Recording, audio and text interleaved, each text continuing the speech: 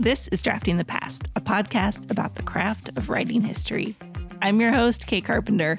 Remember how I warned you a couple of weeks ago that this year's 250th anniversary of the Declaration of Independence meant that we'd be taking a look at a handful of American Revolution books this year? We have another one today, The American Revolution and the Fate of the World by Richard Bell. In this book, we get to see how the revolution affected not only North America, but most of the world. To learn more about how you write a book that manages to cover such a massive subject with remarkable alacrity, I'm joined by the author of The American Revolution and the Fate of the World, Dr. Richard Bell. It's my pleasure.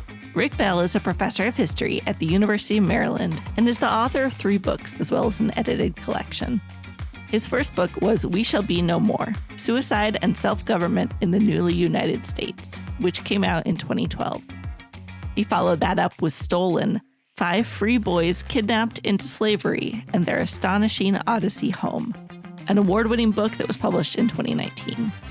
The American Revolution and the Fate of the World came out at the end of last year. He has also created 2 streaming courses through the Great Courses series online, with a third on the way.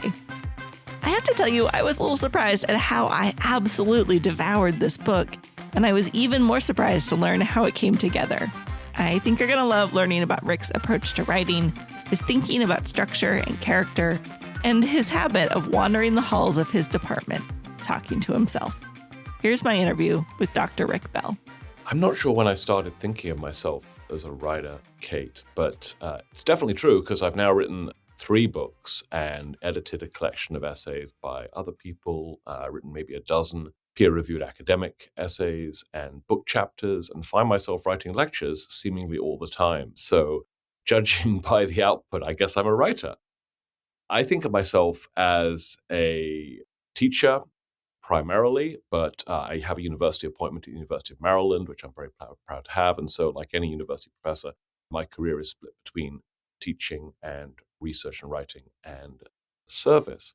So the first major piece of writing I did, and this will be very familiar to listeners with an academic background, was an undergraduate senior thesis back in the day at the University of Cambridge, which also coincided with my late-breaking discovery of American history.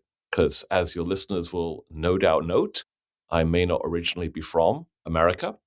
And I went to University of Cambridge as a British undergraduate studying medieval European history and got sidetracked in American colonial history, which was one of the best decisions I've ever made, to be sidetracked by American history, and decided I'd go off and write a senior thesis on early American history, which sent me to archives in Richmond, Virginia. I was working on gender discrimination in the evangelical Baptist churches. And it was the first time I'd lived abroad on my own, even albeit just for a month or so, and then came back to write that thesis. That was a positive enough experience that I thought maybe I should do more of this sort of thing. And this is how we often sort of roll over from one degree program to another, trying not to face the real world out there and the other sorts of job markets which are out there. And I come from a family of accountants, by the way, so going to graduate school in the humanities, this was my rebellion against those career expectations. So I went to get a PhD. I had the great fortune of going to Harvard and worked with some terrific people there. And then the PhD thesis, of course, was the biggest, scariest piece of writing I undertook as a young person. I think I graduated in 7 years, which is about average, and 4 or 5 of those years were spent researching and writing what became my PhD thesis about suicide in early American history, a cultural history.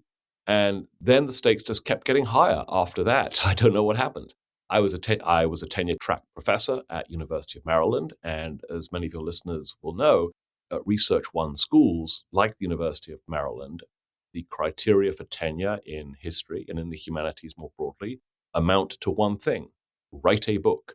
And so I had 6 years to adapt and convert and drastically overhaul my PhD thesis into a monograph, into a book, which I was very fortunate to publish with a university press, Harvard University Press. That came out in about 2012. And then subsequently, I've written a couple of other books, which I hope we'll talk about in more detail. But I guess there was no light switch moment when I became a writer Kate. The page counts just kept getting longer of what I was doing, and the stakes seemed to creep up and up, right, until whether I'd be fired or whether I had a job depended on whether I finished that first book or not. So it's been an evolution. Well, before we get to those books, I want to ask just practical questions about your writing. So when and where do you like to do your work? Oh, geez. I'm also married to a writer, and I think we do things quite differently, actually.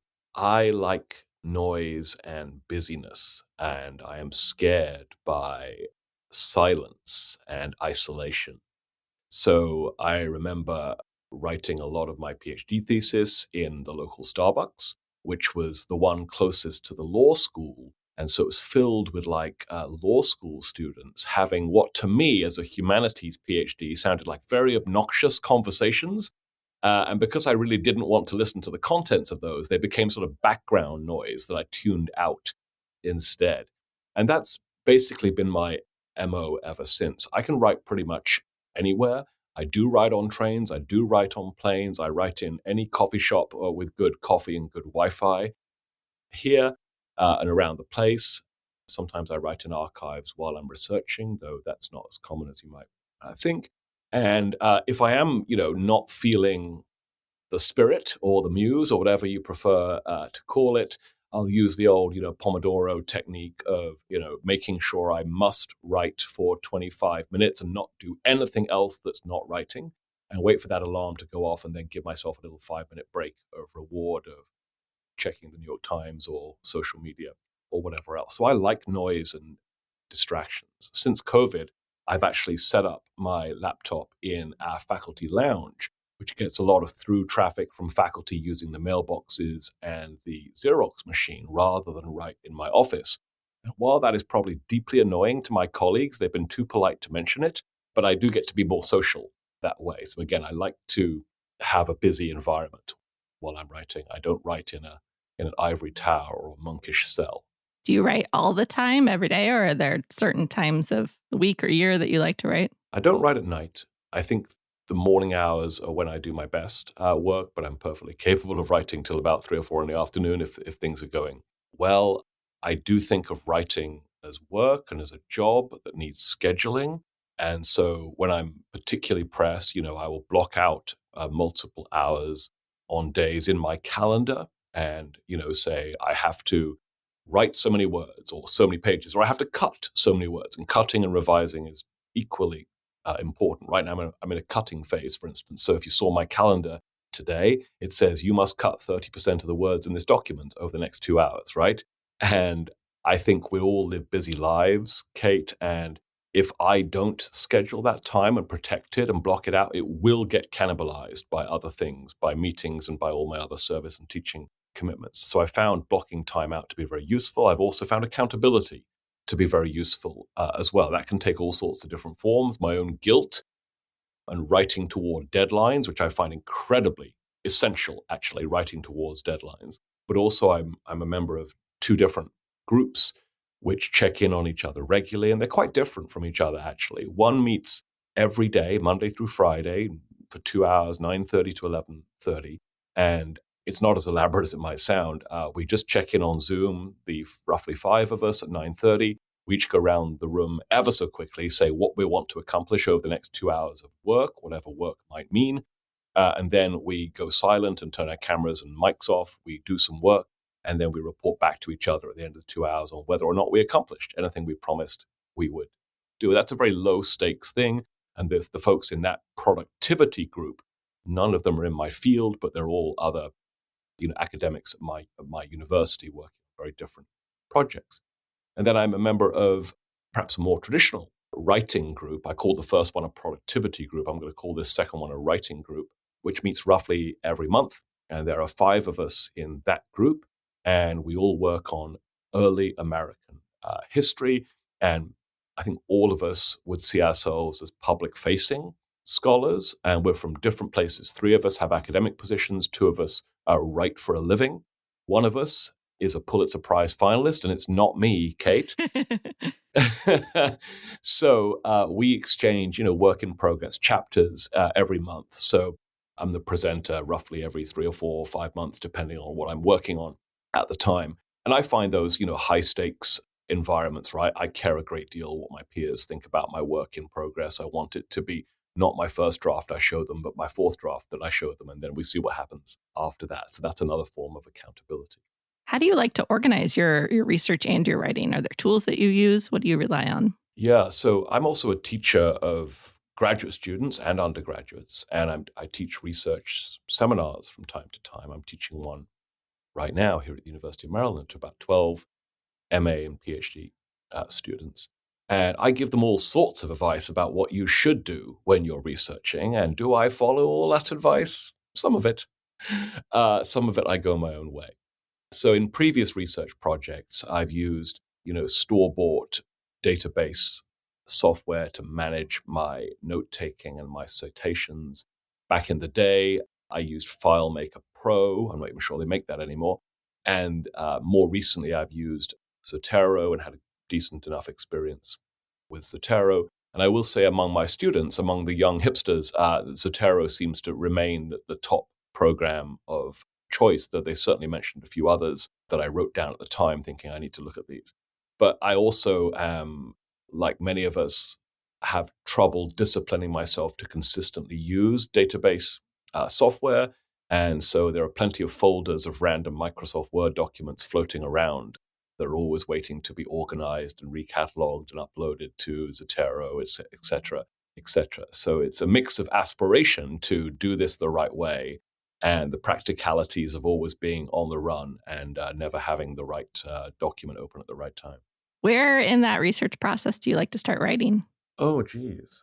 I don't know how to answer that. I think all the projects I've done have been different. I'll tell you about the last major research project I completed, which is the book that came out in November of 2025, The American Revolution, The Fate of the World. I know we'll talk more about that later on. That began in a strange way. I was giving a series of public talks about various pretty traditional American revolutionary topics, let's say the Boston Massacre or something like that, giving them, libraries, senior centers, sometimes even in bars, because there's an organization in DC called Profs and Pints, which sends profs into bars to talk to confused people there about the Boston Massacre while they're trying to enjoy their drinks. And so I'd give talks like that. And during questions, I'd inevitably get a question from someone who, of course, picked up on my unusual accent for a scholar of the American Revolution. And they would ask me something like, okay, so you're British. So what did British people think of the American Revolution? And I had to be honest back then, this is 5 years ago, and say, I have no idea. I didn't study that in school. We didn't study the revolution at all, where I came from. And I'm not a scholar of British history, so I'll have to go find out. And so I basically went to the research library at my university, University of Maryland, and got off the shelves all the books about British society in the late 1700s and tried to educate myself about what British people thought about the American Revolution, wrote that up into a talk. I think I called it Disunited Kingdom, which tells you a lot about my thesis right there, and started giving that in bars and senior centers and libraries around the place. And then we get to Q&A and people would say, okay, that's interesting, but what about Ireland? Or what about Jamaica? And I'd say, I have no idea what the revolution was like in those places. And I'd go off and write talks. So what I'm saying here is that the book that I've just published is actually one of the byproducts of that endless sort of rhythm of writing a talk and then being sent back to go write another talk. But within each of those talk projects, I'm usually pretty disciplined in gathering all my research materials, transcribing all my notes, whether they're from primary sources or secondary sources. And if I'm using other people's scholarship, I'm very vigilant about not plagiarizing their work and putting my thoughts in my voice. So I do a lot of that sort of work. And then I end up with these massive documents full of my notes in my voice, plus quotations and facts and figures. And then the verb I use in my head and in my calendar is I boil. I boil and distill, 300 pages of notes down to 100 pages of notes, and then down to 20 pages of notes. And in that distilling process, I'm constantly thinking. I find that boiling process is when my arguments emerge and when organically, actually, the structure of whatever paper or book chapter or talk I'm giving tends to emerge. So for me, it's quite an organic sort of process. I don't start with an outline of where I'm going to end up. That outline emerges from the thinking about what I want to boil down, what I want to discard, and what I want to surface there. So, of course, research and writing are always hand in hand, but I would say that the writing follows an intense period of research gathering and processing. Is there a point in that distillation process that you say, okay, now I'm writing a draft, or does one just sort of merge into the other? Yeah, I think it merges into another. There's a point in the process where I change the file name, the literal name of the file, from sorted boiled notes to draft. And I guess that's that moment where it's official, right? If I've changed the name of the file, then it's no longer sorted boiled notes. It's now the zero draft of this. And the zero draft is going to be terrible, as we all know, right? But that's the starting point for the next phase, where we just go back, through one jagged paragraph after another, making it less jagged, make it sound like I'm a native English speaker, and all that sort of things we have to do in the drafting process. And I find drafting and redrafting immensely satisfying here. I think, again, that's where real work is done there. Because so much of my work these days originates in the form of public talks, where I'm writing the scripts for public talks, which then go on to become book chapters. I'm constantly reading my work aloud to myself. It's a very common part of my practice for me to print out, draft number 2, draft number 3, and then march up and down the hallway of my building, my department, on less busy days when I'm not going to annoy too many other colleagues and students, and talk to myself, right? Read this draft aloud, because I think, as we all know, whatever the eye can catch, the ear is an even more powerful tool for catching those clangers. And so that's a big part of my process. You mentioned your writing group, and I'm curious, where in the process do you like to bring something to other people for feedback? Depends on who the people are, I think, right? It depends on the level of trust I have with those people. And I'm going to assume that maybe some of the members of my writing group choose to listen to this episode. And I think they all know that, and they're probably the same way, we are all proud enough of our writing that we don't want to show the messiest preliminary, how the sausage gets made is never pretty, right? How the sausage gets made is never pretty. So I think I said earlier on that if we think of it in terms of the number of drafts, and I might get to 6 or 7 drafts before I consider anything submittable or anything like that to publish or something like that, I'm usually going to show draft 3 or 4 to my writing group, because I don't think it's a good use of their time to show them draft 0 or draft 1. I want them to be useful when it's great to have a Pulitzer Prize finalist reading your draft, right? And that's a waste of that Pulitzer Prize finalist time if I'm showing them draft number 1 or draft number 0. So I try to make the best use of that extraordinary resource that I can. I think that, for me, that means bringing them into the process where I'm relatively happy with something, and I need skilled eyes and ears to see all the things I've missed, or that I'm blind to, or that I'm flat out wrong about. And the people in my writing group are not necessarily subject experts in my particular subfield of American history, but by God, they know how to tell a story and how to see where the rhythm and the hinge points are, and whether characters are well developed. And that's the sort of feedback I need about the halfway point of draft 4 or something like that. I want to ask a little bit about your publishing trajectory, because your first book and the edited collection were with university presses, but your 2 most recent books have been with trade presses. What prompted you to take that leap into trade publication? Yeah, it's interesting.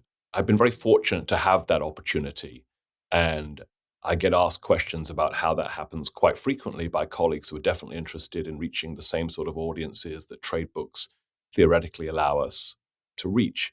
So my first trade book was published with Simon & Schuster in 2018, and it's a book called Stolen: 5 Free Boys Kidnapped into Slavery and Their Astonishing Odyssey Home. As you can tell from the title, it's a story, right, with a beginning, a middle, and an end. It's a narrow story. It's a small story. It's a true story, to be clear, a historical nonfiction about a kidnapping that took place in Philadelphia in 1825, when 5 free people, as free as you and me, Kate, were grabbed off the street by a gang of professional people snatchers who make their living turning free black kids into Southern slaves. I could talk about the contents of that in great detail, of course, but to talk about the process, I would say that as I had started to zero in on that subject matter as a research project, I had thought to myself, wow, this feels different than the subject of my previous book, which was a cultural history of suicide over like 80 years. This seems to have the possibility of commercial appeal. And it was wonderful when I started giving academic conference papers about different aspects of this project in its very early phases, that a literary agent, cold called me basically and said, "Hey, I saw your paper title on the Organization of American Historians conference schedule for some conference in Chicago in 2012 or whatever. Have you thought about publishing this as a book, and have you thought about a trade press?" And I said, well, yes, I have thought about both those things, but I didn't know how to do it. And so that person, that cold caller, became my agent, Catherine Flynn at the Calligraph Agency in Boston, a great agency. And she, of course, saw the commercial appeal in a story like that and helped me get my materials in to the sort of shape where she could pitch this project to commercial publishers. And, we academic writers think we know how to do that. It turns out we don't. And we do need professional, I think, help and advice from literary agents who do that for a living and understand the market way better than we do. So I found that a very positive and constructive experience, and it resulted in a book contract with Simon & Schuster, and I got to work with the great Dawn Davis at Simon. And there was a part of me probably that was trepidatious about that, thinking I'd have to sell my soul to the commercial imperatives of writing a book that everyone wants to read, and that, my editor would be, crossing out paragraphs and telling me to sex it up on every page or whatever the equivalent would be for a book about slavery, for God's sake. And that didn't happen. My editor, who is excellent, offered me thoughtful feedback about how to make my story sharper and crisper and cleaner. And I never felt like I was being imposed upon, and I felt like we were on the same page. So what I'm saying, I guess, in my own way, Kate, is that I was very comfortable with what the territory that comes with dipping your toe into commercial publishing. And so when the chance came more recently to pitch another commercial project to an editor, I was very happy to go down that route again, end up working with a different press, a different editor, and yet similarly had a very positive, supportive experience where I did not feel like I was being railroaded into choices I didn't want to make at any point.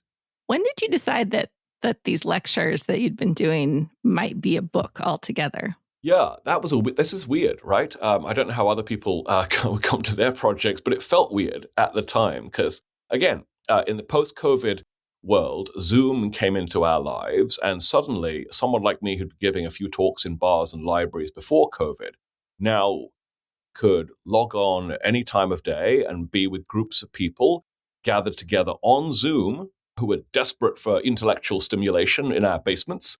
And I could find, big audiences signing in to hear lectures about various topics.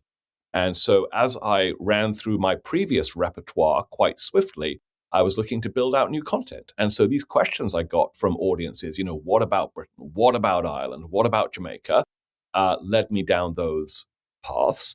And the way I remember it now, and maybe this is a false memory, but it's definitely the memory I have, is that I'd written 4 or 5 of these hour-long talks about different aspects of the global dimensions of the American Revolutionary War. And it was only then that I realized I was actually writing chapters of a book about the global American Revolution. Now, there's more to it, of course, right? An oral talk and a book chapter are different things. I'm well aware of that. But I suddenly had to start thinking sort of structurally about how these 5 disparate talks fit together. And as I build out other talks that I thought would now become book chapters, what their relationship would be, I needed to start to sort of cover the waterfront more intentionally so that by the time I'd written 14 talks, I would have a book that made sense when you stitched it together.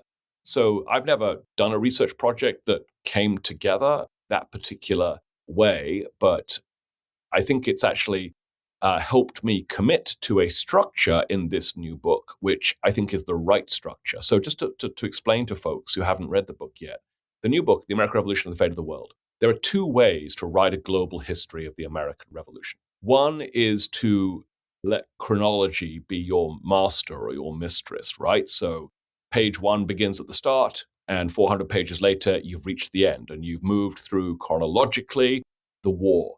And that means paragraph by paragraph, you're going to be jumping around the globe a lot, right? The third paragraph is going to be in place X. The fourth paragraph will begin, meanwhile, in place Y. And then you'll go to Gibraltar for a paragraph. And then you'll go to Yorktown for a paragraph. And then you'll be back to Gibraltar for the next thing that happens there. And you'll be constantly meanwhiling, right? Ping-ponging across the globe. And there are other books that do similar things to try to tell big sweeping stories. In fact, most histories of the revolution do that. They do the meanwhile, right? Even though they do it on a domestic canvas just in the I-95 corridor from like Massachusetts to Virginia. But with a global canvas, I thought that would be head-snapping fundamentally over 400 pages, and it would not lend itself to going deep or holding readers' attention in one particular place or on one particular population. So the structure of the book replicates the origin structure of its contents, which is that there are 14 chapters, and each one is about something different. So one chapter, chapter 2, is about the American Revolution in Britain. One chapter, chapter 4, is about the Native American experience in the Revolution. One chapter, let's make up a number, 12, is about India in the Revolution. There are other chapters about the Caribbean, about the Spanish Empire, maritime POWs, enslaved individuals, you name it. And that's in part because that's how this content originated. But I also am absolutely convinced this is the only sensible way to actually structure a book like this, right? To pick a theme, tell that story, and then pick another theme and do it again, right? Now, the downside of that, it should be obvious to anyone, right? It means you go through the war 14 times. And there are some tentpole moments which get treated more than once, right? So the Battle of Yorktown appears in 3 different chapters of my book, but in one chapter, I'm talking about it from the Hessian German perspective. From another, I'm talking about it from the perspective of French troops. From another, I'm talking about it from the perspective of Black refugees, right? So it looks different each time we go through it. It's a bit sort of a Rashomon effect if you put it together at the end. But I think the advantages are readers get to go deep, they get to meet characters and learn about characters and invest in those characters and places. So when I was pitching this project to commercial publishers, I was crystal clear with my agent. If anyone questions this structure or tries to say we're going to meanwhile it, we're walking away. We're not going down that path, right? I'm generally a very flexible, easy to deal with person, as I hope, as a client for editors, but this was the hill I was going to die on, that this structure is the right structure. To talk more about the book's structure and characters, I asked Rick to read an excerpt from his new book. Here's Dr. Richard Bell reading from the start of Chapter 8 of The American Revolution and the Fate of the World. When the Revolutionary War broke out, William Russell was a nobody trying his best to become a somebody. His father was a shipwright, one of thousands of Boston craftsmen employed in maritime construction and waterfront work. It was hard, repetitive labor, and Russell wanted dearly to do something different. He saw himself not as a laborer, but as a scholar. His mother had run a small school when he was little, and so when Russell grew up and left home, he set his sights on becoming a teacher like her. But the Revolutionary War had other ideas. Russell's teaching apprenticeship suddenly evaporated in the wake of Lexington and Concord, as boys abandoned their books and rushed off to enlist. Russell and his wife Mary had young children of their own to feed, and he could not afford to be out of work for long, so he soon followed his students to the nearest Patriot mustering place. His sympathies had long tilted in that direction. He was a minor member of the Sons of Liberty, and his descendants later claimed he'd been a bit player in the Boston Tea Party too. In the summer of 1776, Russell enlisted as a sergeant in an artillery company of the Massachusetts militia. He would serve 30 months in Patriot uniform, digging trenches and building earthworks during the abortive siege of British-occupied Newport, Rhode Island in August 1778. This was the disastrous campaign in which the newly arrived French Navy left Patriot units like Russell's in the lurch, the fiasco that nearly destroyed the fragile Franco-Patriot alliance. Russell quit a few months after that, in early 1779, feeling a bit humiliated perhaps, but also angry that promised pay had failed to materialize. When Russell got back to Boston, he found his family in tatters. 2 of his children had taken ill and died while he was away. The British had also plundered his home on Temple Street as they evacuated the city, turning his wife and surviving children into refugees. There was still no teaching work to be had either, so he had to leave again. This time it was to follow the example of Mary's brother Moses and go to sea on a privateer, a retrofitted merchant ship authorized by the Continental Congress or one of the rebel states to attack British vessels and plunder their cargoes. At 31, Russell was older than most privateering volunteers, but he was broke and out of options. Redcoat soldiers had ruined his life and crushed his dreams, and privateering held out the rare chance to strike back. On June 19, 1779, Russell sailed out of Boston Harbor on an 18-gun vessel named the Jason. Okay, first of all, are you narrating your audiobook? Oh, yes, they did let me narrate my audiobook. I had to beg and plead because I really wanted to do it, and they let me. You're quite marvelous, so I'm glad to hear you're very it. kind, thank you. Well, I chose this excerpt in part because I wanted to talk about how you use characters and protagonists in this book. So most of your chapters use a protagonist like William Russell here to sort of guide readers through each perspective in the book. How did you choose whose stories you were going to tell and bring those biographies together? Yeah, thanks for flagging that. That is one of the distinctive features of this book, that 14 thematic chapters, 5 of them, the theme is a person, and that person is used as a representative of a larger group, so the reader learns not just about the person, but about the group from which they're drawn. So you just heard the intro to the William Russell chapter. I'm going to try not to call him Bill Russell to confuse any sports fans out there. I was desperate to call him Bill the whole time, but everyone who knew sports told me that was a bad idea. So William Russell is one of maybe 50,000 Patriot privateers who will do essential work attacking British maritime shipping in the Atlantic at a time when Patriots do not have a navy. With no offense to John Paul Jones, the U.S. Navy is a man in a dinghy with a dog. It's just not it's nothing to be scared of. Patriot privateers like William Russell fill the void where the Continental Navy should be and is not yet. What else do I want to say about that? I wanted readers to invest in characters here because more often than not, I'm taking readers into unfamiliar places or arenas of the war with which they have no familiarity, right?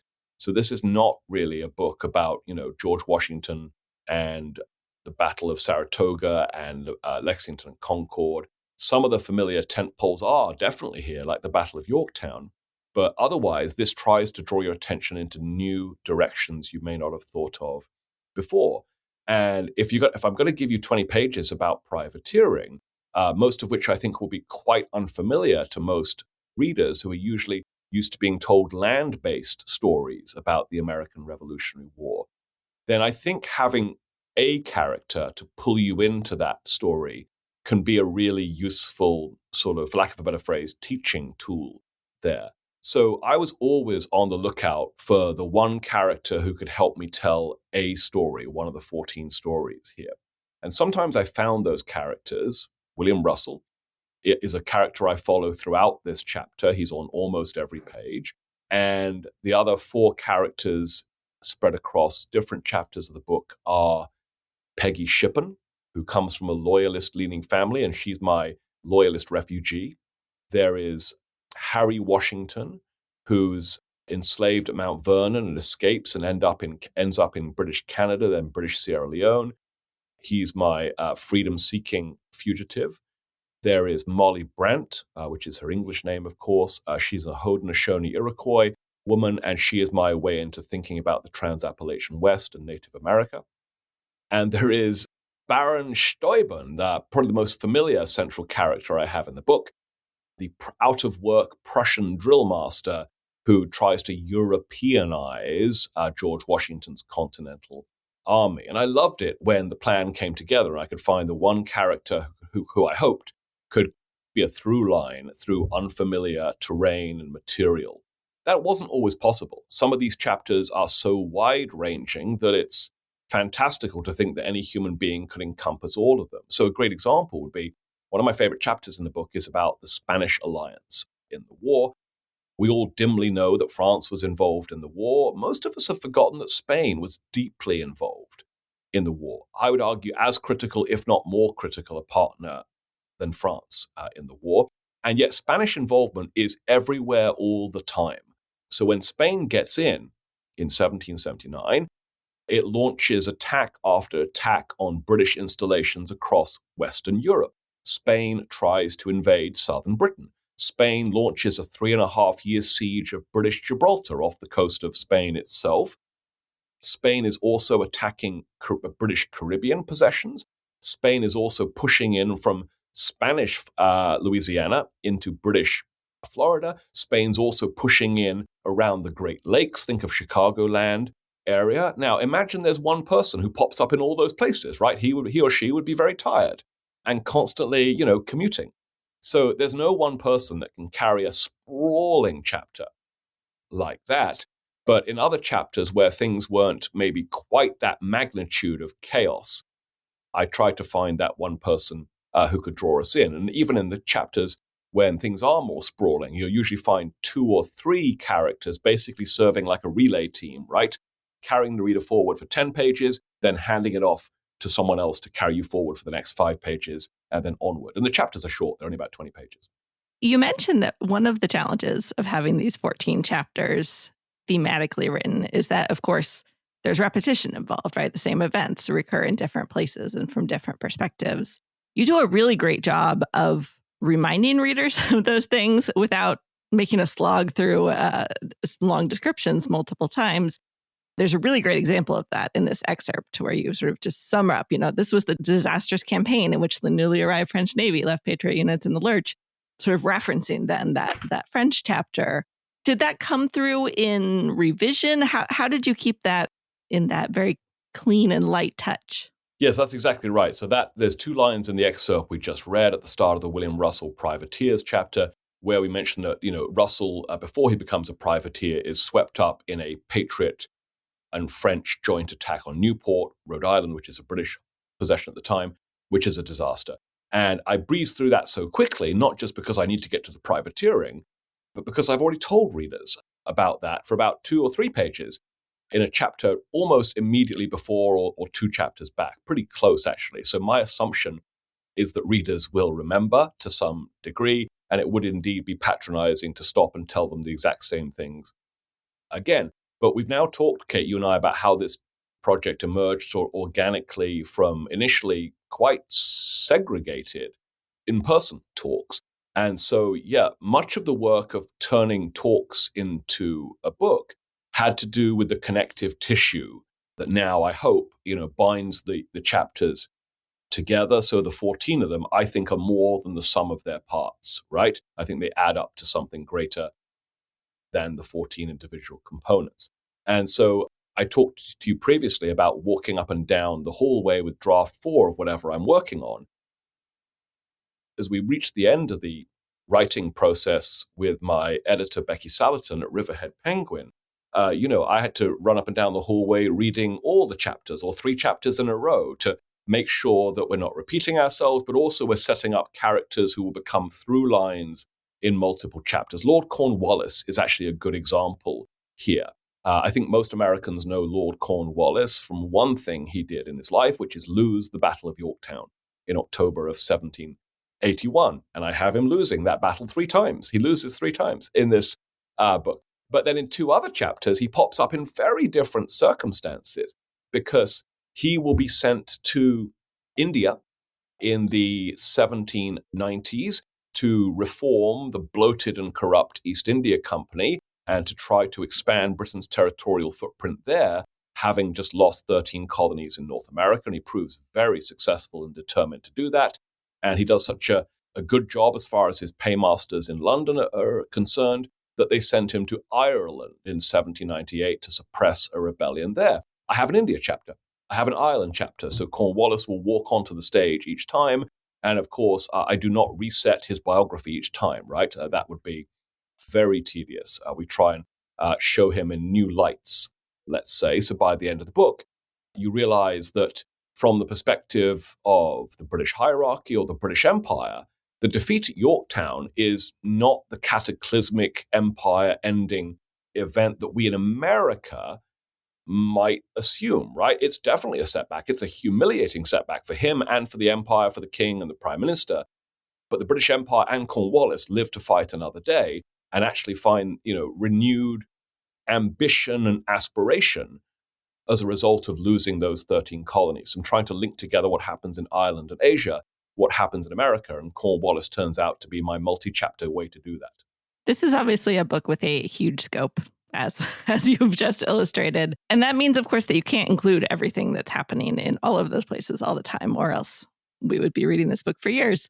How did you decide what would stay in and what you would leave out? Yes, I hope I made the right decisions. I'm very proud and comfortable with how this book came out so far, but it's perfectly within people's rights to read this and say, hey, what about? And then fill in the blank with their pet project, right? And so a longer book could have included other topics, right? There's very limited coverage of Russia in this book. There is limited coverage of Southern Africa in this book. There are relevant places in Europe that, like Poland or Corsica or Greece, which could be tied to the American Revolution in useful, productive, illuminating ways. If the Patriots have three key European allies, it's France, Spain, and the Netherlands. And you will know, Kate, from reading the book, that France gets its own chapter and Spain does. The Netherlands don't. The Netherlands get screwed by me in this book. Because, my evaluation was the Netherlands get in so late and their participation is so limited that it doesn't add up to the meatiness of the other chapters to write a 15th chapter which centers the Netherlands. So what I did instead was at any moment in other chapters when the Netherlands' contribution is visible, I made sure to acknowledge that. So references to Dutch participation pop up actually in four or five different places. I remind folks in the India chapter that the Dutch control Cape Town, which is the main shipping route for French and British armies to the Indian Ocean to engage in that war. I remind people in, I think, the Africa chapter, or maybe the Australia chapter, I can never remember which, that the Dutch control 13 slave forts in West Africa. And so when the British are trying to staff up those slave forts using British convicts to do it, which is wild, many of those convicts flee to nearby Dutch forts to avoid doing that work. And then earlier in the book, in a chapter about the British Caribbean, I say that even though the Caribbean was a somewhat sleepy theater in the very early years of the war, much of the activity in those early years was gun running and gun smuggling from the Dutch island of St. Eustatius, which was neutral at the time. So I found other ways to sort of incorporate the Dutch at the relevant points here. So I did not want this book to be any longer. I want people to read this book, and I think that means, knowing when to stop. But, any reader is entitled to say, what about? And I will say, go write your own book about the American Revolution. It's a global conflict. You'll have to make these choices yourself. Speaking of choices you make, I do want to ask one more thing, because you make a brief appearance as a narrator in the introduction. You sort of talk about your own experiences of learning history and what you did and didn't learn. I confess, reach out to one of the members of your writing group to ask for any inside intel before I was prepping these questions and learned that you had some resistance to including yourself in that introduction, and that it was something that your editor you have done your opposition research here. I'd like to be prepared. But I'm curious, why did your editor push for that, and how did that kind of play out in that conversation? I can't remember who pushed for it. Maybe it was my editor. It may well have been. It may have been members of my writing group pushing me to do that. So, there's a brief moment, I think, in the introduction where I tell readers on the page who have never heard my speaking voice that I'm British, and I have to acknowledge that. And I talk about very briefly my own education as a British schoolboy, not being taught anything about American history, especially the Revolution or its global significance, and instead being taught about the mythical British equivalence of that, which is Britain defeating France and Spain in the Tudor Golden Age, and then defeating the Nazis in World War II. And I say these are myths, right? And every nation tells its young people and consumers of pop culture myths. That happened to me as a British schoolboy, and it's happening to all of us here in the US as well all the time, where we're confronted, in pop culture at least, with a shrunken and sanitized version of the American Revolution. So I was using my own experience to sort of highlight that myths are commonplace, and also to flag that I've been, I guess, an outsider and a latecomer to the study of American history, and that perhaps not growing up in this pop culture universe on this side of the Atlantic has enabled me to more keenly perceive how myth and history are sometimes at odds when we talk about the revolution in public in this country. I've got to tell you that, before writing that, I definitely was uncomfortable, not opposed, but uncomfortable about writing about myself. That's not why I'm a writer. I don't think I'm that interesting. I think people want to learn about the history rather than about this particular author. But, my editor and my writing group thought I had a useful perspective here that would help me, deliver the concept of the book as a reframing that breaks out of mythology, that breaks out of romantic, narrow rebels versus redcoats understanding. And I think that was the right advice, actually. And I will say that I've been talking about the book in public since it came out in November of 2025, doing a lot of public events. And I've actually leaned in to the biographical part more heavily in public than I do on the page in the book there, and sort of flesh out some of those stories and some of my own international experiences recently, which have confirmed the globalness of the American Revolution. So, for instance, I went on vacation with my family to Nova Scotia, Canada this past summer, and we were in a mall in Halifax, and weirdly, there was a history museum in the mall, which doesn't happen in my mall, but it was a Black history museum, and it was about Black refugees of American slavery fleeing to British Canada, to Nova Scotia, during the Revolutionary War. And the curator was himself a descendant of one of these Black refugees, and he was descendant of a Black refugee in my book, which was just astonishing to me. I was like, this guy's a celebrity. So me and my friend took pictures with him, and I show those pictures when I'm talking about the book in public. And then about a year ago, I had a chance to go on a vacation to Taiwan because there was a really great fare deal for like $500 to go to Taiwan. So I was like, I'll go. And I talked to some student groups while I was there about the American Revolution. And these Asian students, what they were most interested in was the British East India Company's tea trade in Guangzhou that brings on the famous Boston Tea Party, right? So, I've had lots of travel experiences or personal experiences which remind me that the evidence of this being a global war is often hiding in plain sight. All we have to do is acknowledge it and look at it rather than render it invisible. So that's been a useful, I guess, teaching tool when teaching about the book in public. We just have a little time together, and I want to ask about some of the influences on your own writing. So first, I'd like to know, what's the most influential writing advice you've ever gotten? Oh, geez. I'm very bad at retaining or actually living by writing advice. Though every time I hear something cool, I think I should definitely write that down and put it on my, on a Post-it note right in front of my laptop. And then I never do, which means it seeps out of my brain like within 3 days.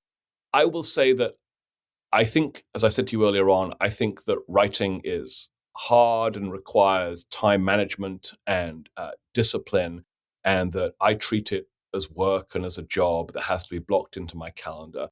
So I always resonate with writers who say, if you want to write something, you have to sit in the chair, right? And you're not going to write something if you're not sitting in the chair and working on the document, right?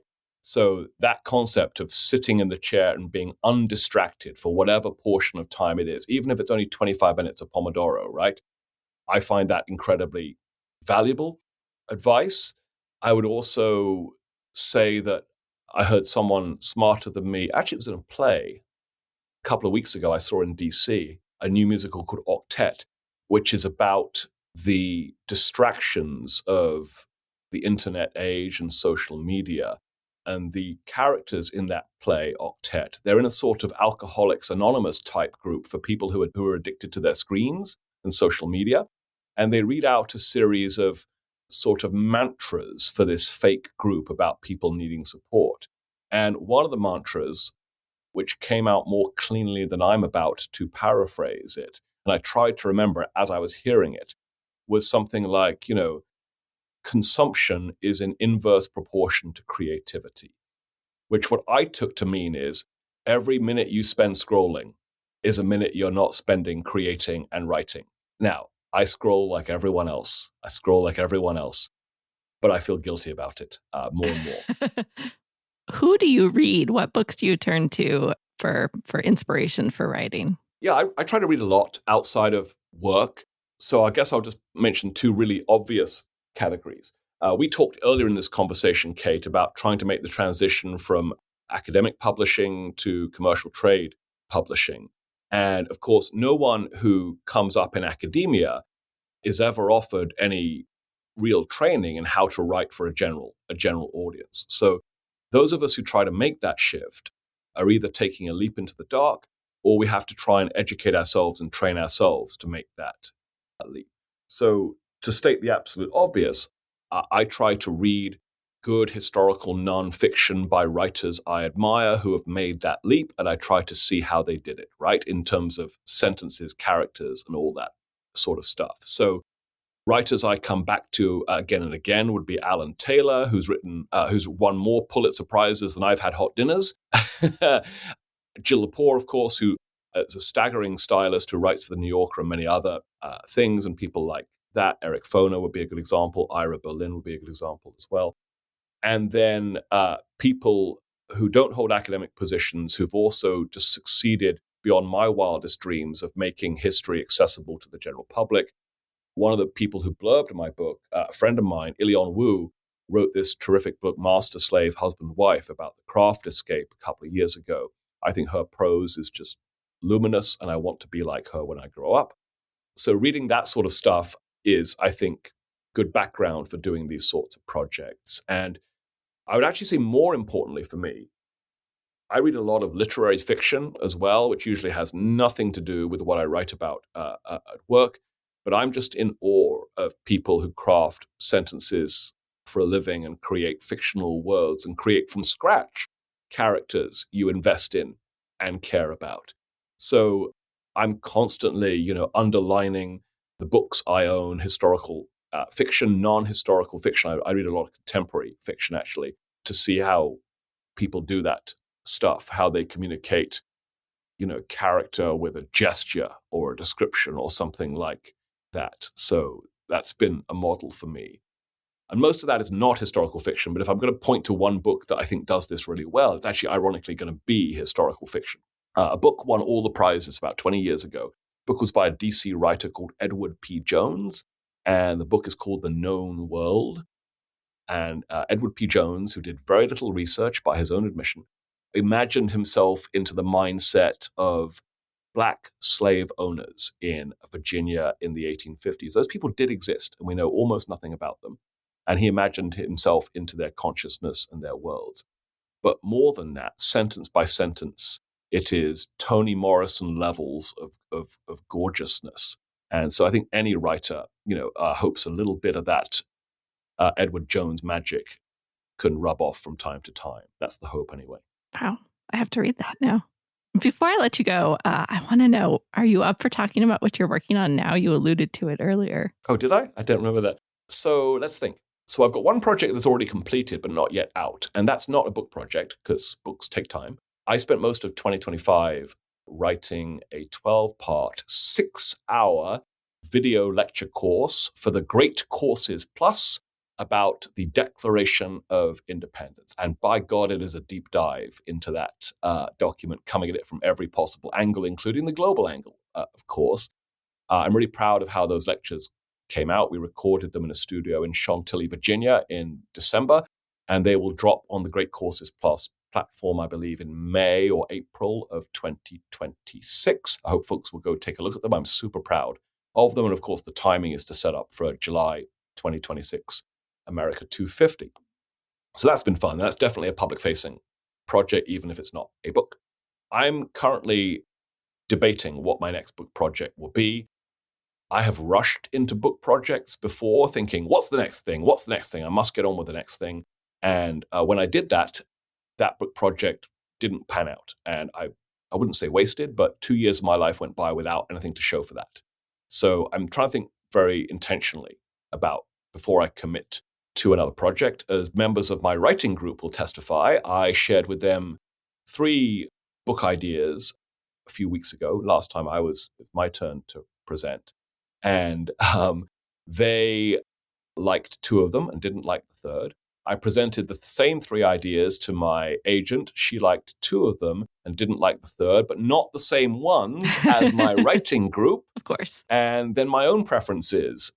I have my own favorites as well. So we'll see which one bubbles to the surface. I had assumed that I would write one and only one book about the American Revolution in my life. My other books are about different subjects, and I've really liked having to retrain and retool from project to project to master different things. That said, I came away from this project about the global dimensions of the American Revolution with a strong interest in how wars end and how people who are at each other's throats go back to being people who live next to each other. And so maybe there's a book about war's end, the end of the revolution, that's still in me. We will see. Fantastic. Dr. Rick Bell, what a pleasure to hear about your writing process. Thank you so much for joining me for Drafting the Past. It's been my pleasure. Thanks, Kate. Thanks again to Rick Bell for joining me for this episode. And thanks to you for listening. Find links to his books and the other books we mentioned in this episode in the show notes at draftingthepast.com. Be sure to subscribe to the show on your favorite podcast listening platform so you never miss an episode. Wherever you are in the world, I hope that you and your loved ones are safe. Until next time, friends don't let friends write boring history.